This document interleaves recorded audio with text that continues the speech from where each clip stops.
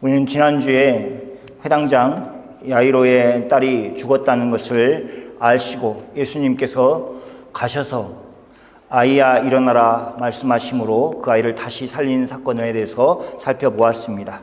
그 과정에서 예수님은 사람들의 비웃는 것에 대해서 신경을 쓰지 않으셨습니다. 그리고 하나님이 원하시는 사역을 묵묵히 수행하고 계셨습니다. 이 사건은 1세기 그리스도인들에게 큰 영적인 가르침을 주었기에 충분하였습니다. 그리고 위로가 되었을 것입니다. 그들은 예수님을 구원자로 믿고 우리와 같이 신앙생활을 그 당시에 하였습니다. 그런데 그들은 우리가 지금보다도 당시에 상황이 더 어렵다는 것을 충분히 알 수 있습니다. 더 많은 반대와 비난과 또 비웃음이 있었을 것입니다. 더 어려운 환경 가운데 있었을 것입니다. 믿는 자들을 향하여 많은 사람들이 비웃음을 보내는 것이 당연한 것처럼 여겼던 때였습니다. 그들은 예수님이 일하심을 보고 믿음을 굳게 가고 자신들을 받는 비웃음을 당당히 견디고 그리고 신앙생활을 하였습니다. 왜냐하면 그들에게는 장차 있을 큰 영광이 있다는 것을 믿었기 때문입니다. 오늘날 세상은 그리스도인들에게 비웃습니다. 그들은 우리가 바라보는 천국이나 하나님의 계획 또 영생에 대해서 알지 못하기 때문입니다. 예수 안에서 약속하신 하나님의 계획도 그리고 그 약속을 이루실 하나님도 비웃고 있는 것입니다. 그러나 우리는 이러한 비웃음을 받으면서도 흔들리지 말아야 합니다. 오히려 마지막에 가까울수록 믿는 사람들이 서로 격려하고 흔들리지 않는 믿음으로 예수님을 바라보아야 합니다. 우리 서부교회 성도들이 그런 믿음들로 신앙생활하기를 소망합니다. 오늘은 누가복음 9장 1절에서 6절 말씀을 읽었습니다. 예수님이 제자들을 파송하는 그런 장면을 그리고 있는 그림입니다. 이 말씀을 가지고 말씀을 나누겠습니다. 첫 번째, 예수님이 주신 능력과 권능을 받아야 합니다. 오늘 본문에서 예수님은 12제자들을 불러 모으시고 그들에게 모든 귀신을 제어하며 병을 고치는 능력과 권위를 주셨습니다. 백성들을 제자들에게 그런 능력을 주신 것입니다. 그리고 각 마을을 두루 다니며 복음을 전파하고 병을 고치도록 예수님께서 특별히 그 일을 맡기셨습니다. 성경을 많이 읽거나 또 성경 내용을 잘 아시는 분들에게는 익숙한 장면입니다. 오늘 우리가 이 말씀을 살피면서 그 의미를 깊이 살펴볼 것입니다. 예수님께서 제자들을 불러서 각 마을로 보내신 것은 당시 스승과 제자의 관계에 있는 것에서 흔한 일이 아니었습니다. 예를 들면 바리새인들에게 제자가 있었습니다. 그들은 스승들이 바리새인이 가르쳐주는 그 율법 해석과 삶의 규칙을 스승으로부터 배우려고 하였습니다. 자신의 능력으로 스승의 가르침을 받아서 크려고 하였습니다. 그들의 목표는 스승이신 바리새인과 같이 율법을 잘 아는 사람이 되는 것이 목표였습니다. 그런데 예수님은 제자들에게 다르게 일하고 계십니다. 어떻게 다르냐? 예수님이 모든 귀신 들린 자를 제어하며 병을 고치는 방법이나 기술을 제자들에게 가르치거나 전수한 것이 아니었습니다. 그 이유는 이렇습니다. 예수님이 귀신을 제어하는 방법이나 병을 고치는 기술이 따로 있었기 때문에 그것을 숨겨놓고 계신 것이 아닙니다. 예수님에게는 그 방법이 없었습니다. 그 기술이 없었습니다. 예수님에게는 모든 귀신을 제어하는 권세가 있으신 것입니다. 그러므로 그것을 가르치지 않고 제자들에게 그것을 주셨습니다. 그 능력이 바로 그 능력의 주인이 예수님이신 것입니다. 그리고 그 권위와 또 권세를, 능력을 나누어 줄 수 있는 분이셨습니다. 예수님이 능력과 권위를 주셨다고 해서 예수님의 능력과 권위가 작아진 것이 아니었습니다. 전능하신 하나님이신 예수님은 저희들에게 그 권세를 주셨어도 여전히 충만한 능력과 충만한 권위를 가지고 계셨습니다. 그래서 예수님은 얼마든지 자신이 원하는 사람들에게 나누어 줄 수 있는 것입니다. 거저 주실 수 있는 것입니다. 그 능력이 줄어드는 것이 아니기 때문에 그렇습니다. 예수님은 제 아들에게 하나님의 말씀을 전파하게 하셨습니다. 단순히 하나님 나라를 전파하라는 것이 아니라 먼저 모든 귀신을 제어하는 능력을 주셨습니다. 병을 고칠 수 있는 능력과 권위를 주셨습니다. 이처럼 우리에게도 복음을 전파하도록 하시는 사명을 주셨다면 예수님은 먼저 그 사역을 감당하기에 필요한 능력과 권위를 우리에게 주실 것입니다. 그러므로 하나님의 사역을 사모하고 하나님께서 필요한 능력과 권위를 주실 것을 믿고 그렇게 살아가시는 여러분이 다 되시기를 바랍니다. 두 번째, 능력과 권위를 삶 속에서 실천하자 하는 것입니다. 예수님은 제 아들에게 각 마을에 두루 다니시도록 내어 보내셨습니다. 다른 본문에서는 둘씩 제자들을 짝지어서 보내었다고 하는 것이 있습니다. 그러나 이 말씀은 오늘 본문에 기록되어 있지 않습니다. 그런데 우리의 시선을 집중하는 예수님의 말씀이 기록되어 있습니다. 예수님은 제 아들에게 각 마을에 들어가서 하나님의 말씀을 전파라고 하실 때에 사람들이 꼭 지켜야 되는 행동 규칙을 말씀하셨습니다. 3절의 말씀을 보면 여행을 위하여 아무것도 가지지 말라고 그렇게 말씀하셨습니다. 지팡이나 배낭이나 양식이나 돈이나 두벌 옷이나 아무것도 가지지 말라고 말씀하셨습니다. 긴 여행을 위해서 지팡이는 필수품이었습니다. 짐승의 공격으로부터 자신을 보호할 수 있는 보호품이었습니다. 그리고 예수님은 제 아들에게 여행자가 가지고 다니기에 편리한 배낭을 가지고 다니지 말라고 말씀하셨습니다. 양식이나 돈은 언제든지 배고픈 배를 채우고 또 잠자리를 문제를 해결할 수 있는 경제적으로 이로운 물건입니다. 그런데 그것을 가지지 말라고 하셨습니다. 두보롯이 있습니다. 두보롯은 여벌 옷을 가지고 가는 것은 여행의 편리함을 위해서 또 여유롭게 살기 위해서 그렇게 하는 것입니다. 그 두보롯마저도 가지지 말라고 말씀하셨습니다. 예수님은 그런데 제자들에게 아무것도 가지지 말라고 그렇게 말씀하시면서 구체적으로 예를 들어서 설명을 하고 있습니다. 마치 자녀들을 이렇게 말을 흘려듣는 자녀들을 이게 부모가 얘기할 때 그렇게 학교에 가지고 하지 말라고 하는 게 아니라 구체적으로 다 언급하는 것처럼 예수님이 제자들에게 하나하나의 항목을 들어서 여행을 할 때 가지고 가지 말라고 말씀하신 것입니다. 그런 의례적으로 가지고 다니는 물건을 가지고 제자들에게 가지 말라고 하신 것입니다. 왜 그렇게 예수님이 말씀하셨는가? 그 의도가 있습니다. 예수님은 제자들에게 하나님 나라를 전파하도록 보내면서 그것이 하나님의 하시는 일이다, 하나님의 일이라는 것을 깨닫도록 제자들에게 하셨습니다. 어떻게 깨달을 수 있습니까? 말 그대로 여행을 위해서 어떤 것을 준비해 가지고 그 여행을 잘 가야겠다라고 하는 자기 각오로 준비를 잘해서 여행을 하였다면 자기가 잘해서 여행을 한 것이 될 것입니다.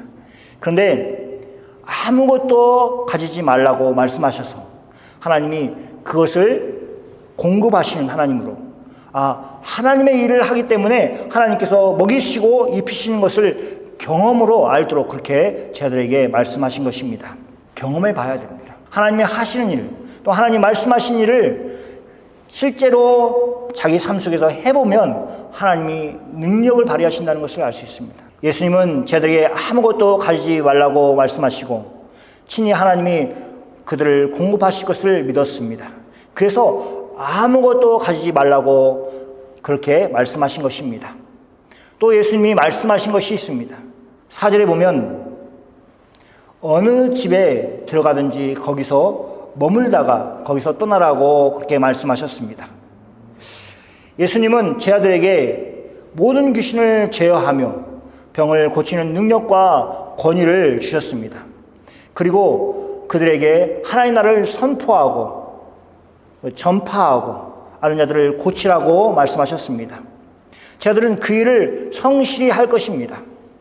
하나님 나라를 전파하는 그 제자들을 사람들이 환영하였을 것입니다. 그리고 특별히 제자들이 예수님이 주신 권세와 권위로 그 능력으로 앓는 자들을 고치는 것을 보면서 정말로 제자들이 환영을 받았을 것입니다. 사람들이 더 나은 대접을 해야겠다. 하루가 다르게 매 시간이 다를수록 이렇게 사람들의 마음이 바뀔 것입니다. 처음에는 뭐하는 사람이야 이렇게 생각하였다가도 점점 하나님 말씀을 전하면서 하나님 나라를 전파하고 또 그 증거로 병이 있는 사람들에게 고치는 일들을 보면서 이 사람들이 하나님의 사람이구나 이렇게 생각하고 그 대우를 점점 더 잘할 것입니다.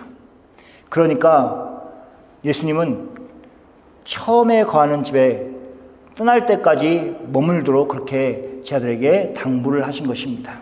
이것은 예수님의 능력을 받은 제자들이 철저히 자신을 지키지 않으면 자칫 자신이 하나님의 영광을 취할 수 있는 그 일에 대해서 예수님이 미리 경계를 하고 계시는 것입니다. 이 시대를 살고 있는 우리에게도 마찬가지입니다. 하나님이 우리에게 능력을 주셔서 그 일을 가지고 하나님의 일을 하다 보면 나쁜 일을 하는 게 아니라 선한 일을 하다 보면 사람들이 점점 찾아와 대우를 해줍니다. 처음 대우하고는 급이 다르게 그렇게 대우를 해주는 것입니다. 그런데 자칫 그것을 다 받아 누리면 내가 영광을 받는 것이지 하나님께서 영광을 받는 것이 아닙니다. 영광을 가리우는 것입니다. 예수님은 그 점에 대해서 제자들에게 처음부터 경계하라고 말씀을 하신 것입니다. 그래서 처음 들어간 집에 떠날 때까지 머물라고 말씀하신 것입니다. 대우를 더 많이 받고 받으려고 노력하지 말라고, 받을 수 있는데도 불구하고 그것을 거절하라고 그렇게 말씀하신 것입니다. 제자들이 예수님의 말씀을 실천하였을 때에 그들에게 있는 복음의 능력과 권위가 그들을 높였습니다. 그런데 그 능력 있는 삶 속에서 그들은 자제해야만 했습니다. 절제해야만 했습니다. 이것이 자신들의 능력이 아니라 하나님이 주신 것이라는 것, 하나님의 것이라는 것을 고백해야만 했습니다. 그렇지 않으면 어떻게 되냐? 자기의 능력인 양 교만하고 말 것입니다. 하나님을 더욱 의지하여 성실히 살아가는 것을 포기할 것입니다. 우리도 예수님이 제자들에게 주신 능력과 권위를 우리에게도 주고 계신 것입니다. 이 사실을 믿으시기 바랍니다. 그리고 담대하게 살아가시고 하나님께 영광을 가로채지 않고 겸손하게 삶 속에서 실천하면서 살아가는 여러분이 다 되시기를 소망합니다. 세 번째는 복음의 능력 안에서 소망을 누리자 하는 것입니다. 예수님의 말씀을 따라 제자들은 강 마을로 두루 다녔습니다. 그동안 제자들은 늘 예수님과 함께 있었습니다. 예수님의 뒤를 따르며 이렇게 예수님이 하시는 일들을 가까이에서 듣고 예수님이 하시는 말씀을 가까이에서 들었습니다. 그런데 예수님이 제자들만 따로 강마을에 보내셨습니다. 제자들에게는 새로운 경험이었습니다. 마치 어린아이가 엄마의 품을 떠나 유치원에 들어가는 것 같이 그런 마음을 가지지 않았을까 생각합니다. 예수님 없이, 예수님이 옆에 계시지 않고 우리가 이 일을 해낼 수 있을까?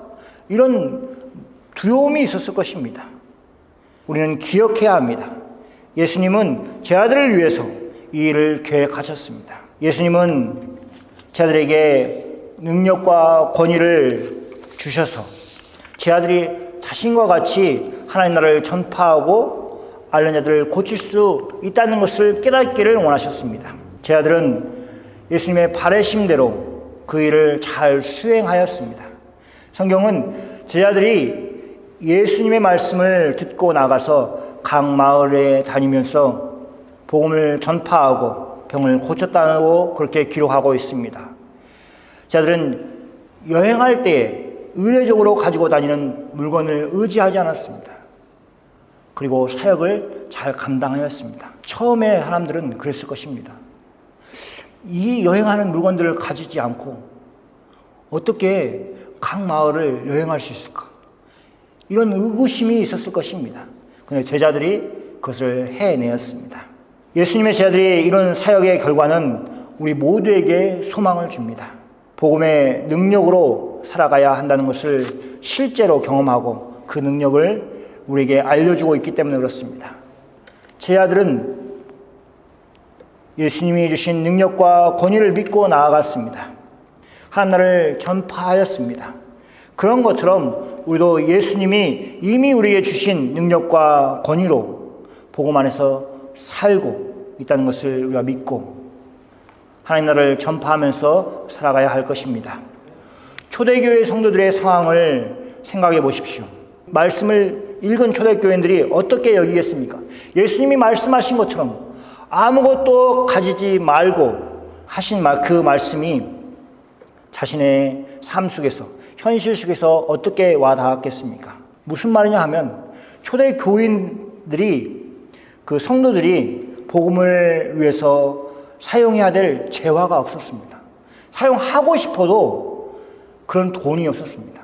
그런데 이 말씀을 보면서 예수님이 제자들을 보내면서 무엇이든지 아무것도 가지지 말고 라고 말씀하신 그 말씀이 그런 것이 필요 없구나. 여행에 필요한 것이 꼭 갖춰야 되는 것은 아니구나. 복음을 전하기 위해서 내가 이런 것을 갖춰야 되는 것이 아니구나. 초대교회 성도는 느꼈을 것입니다. 그럴 필요가 없다고 예수님이 말씀하고 있기 때문에 그렇습니다. 그래서 비록 가난하지만, 비록 연약하지만 그들은 빈손으로 나아가는 제자들처럼 그렇게 각 마을을 두루다니면서 복음을 전파하고 예수님을 전하였던 것입니다. 그러니 초대교회도 예수님의 제자들처럼 그렇게 산 것을 우리가 보고 희망을 가져야 합니다. 우리도 그렇게 할 수 있습니다. 복음을 위해서 무엇인가 우리가 가지고 있는 것을 버리고 그렇게 복음을 전하는 것이 아닙니다. 무엇인가 복음을 전하기 위해서 많이 준비해가지고 그렇게 나아가는 것이 아닙니다. 예수님의 제자들은 아무것도 가지지 말고 그렇게 예수님이 말씀하신 것처럼 그렇게 여행에 필요한 모든 것들을 다 가지지 않고 그들이 각각의 동네들을 나아가서 복음을 전하였습니다. 그런데 여행에 필요한 것들을 없는데도 불구하고 그 결과가 좋았습니다. 그것은 예수님이 제자들에게 능력과 권위를 주셨기 때문에 그렇습니다. 그러니까 우리가 더 염려하고 더 신경을 써야 될 부분은 하나님의 능력과 권위를 우리가 힘입기를 소원해야 되고 또 그렇게 하는 것을 더 힘써서 이루어야 할 것입니다. 아무것도 필요 없이 사역을 잘 감당하였던 제자들을 보면서 그 경험을 보면서 성도들에게 큰 위로와 용기가 되었을 것입니다. 두려움보다 예수님의 말씀에 순종하는 제자들의 삶 속에서 어떤 결과가 있었는지를 보면서 그렇게 살면 되는구나. 다 갖추어서 사는 것이 아니구나 라고 하는 것을 느끼도록 위로를 받고 또 거기 안에서 소망을 얻으면서 살아가는 여러분이 되시기 바랍니다. 우리는 종종 세상의 기술과 방법을 의지하려고 합니다. 그러나 예수님은 제자들에게 복음의 능력을 온전히 의지하고 세상적인 방법을 의존하지 말라고 그렇게 말씀하신 것 같습니다.